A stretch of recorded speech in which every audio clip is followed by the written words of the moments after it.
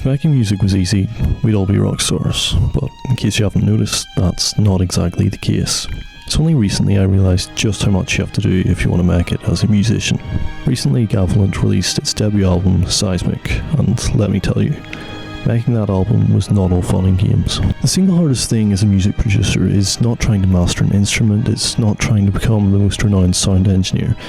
It's about trying to find a little thing called motivation. This album is something which I produced entirely on my own, meaning that I didn't always have someone right next to me spurring me on. If you do manage to make it, you'll likely have a very rewarding career.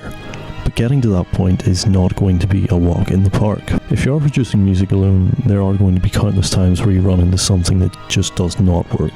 This can be technically or musically. If you're only dipping your toes in the industry as of right now, let me tell you, you're in for an emotional roller coaster. It gets annoying when your software starts encountering bugs, it gets demotivating when you have to do 100 takes for a recording, and it gets depressing when, after all your hard work, no one wants to listen to your music. Trust me, it's best to think twice before you dive headfirst into this industry. But don't let that deter you. After all, we only get one shot at life, and in that life you're going to have very many opportunities to become a renowned and respected musician.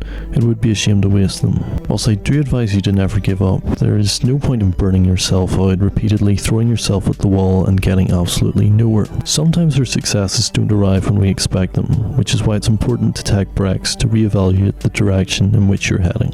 These breaks may be several months, they may be several years. The single most important thing is to make sure that you enjoy what you're doing. In case you're wondering what an album created entirely by an industry rookie sounds like, you're more than welcome to listen to Gavilant's debut album, Seismic, on Spotify.